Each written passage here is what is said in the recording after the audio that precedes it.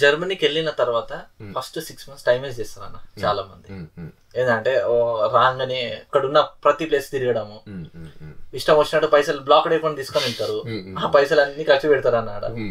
ఖర్చు పెట్టి ఇక మొత్తం ఆ 6 months వేస్ట్ చేస్తారు.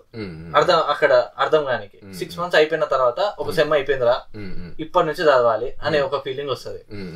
సెకండ్ సెమ్ నుంచి స్టార్ట్ చేస్తారు అన్న. సెకండ్ సెమ్ కి అప్పటికి చాలా మంది ముందుకు వెళ్ళిపోతారు వేరే కంట్రీస్ వాళ్ళు. సెకండ్ సెమ్ నుంచి ఇక అన్ని తెలుసుకుంటారు. అప్పటికి లేట్ అయిపోతుంది, ప్రొఫెసర్స్ తోటి అంత అటాచ్మెంట్ ఉండదు. మళ్ళా అక్కడ థీసిస్ అక్కడ ఏమైనా ఏదైతే దొరుకుతుందో వాళ్ళు చేసిన ఆ 6 months లో చాలా మంది పక్కనే ఇంటర్న్షిప్లు అవి ఇవి అప్లై చేసేసుకొని ఉంటారు అన్న. వాళ్ళకి ఆ 6 months లో వచ్చేస్తుంది. తర్వాత 6 months తర్వాత పలానా పర్సన్ ఎవరో ఒకరు అప్లై చేసారు అనుకో, అది దొరకదు. అది సిటీకి దగ్గర ఉంటది కానీ దొరకదు, ఎందుకంటే ఆ 6 months డిలే చేసారు. అండ్ వీళ్ళది ఎట్లుంటది అంటే అన్న ఈజీగా అందరికి ఇవ్వరు. అంటే ఇంటర్న్షిప్స్ అయినా ఏదైనా తీసేసు అతను ఎన్ని ప్రాజెక్ట్స్ చేసిండు, అతని స్కిల్స్ ఏమున్నాయి, ఆయన కరికులం లో ఎంత స్కోర్ చేసిండు. ఒక్కొక్కసారి కొంతమంది ప్రొఫెసర్స్ పర్సంటేజ్ కూడా చూడరు అన్న.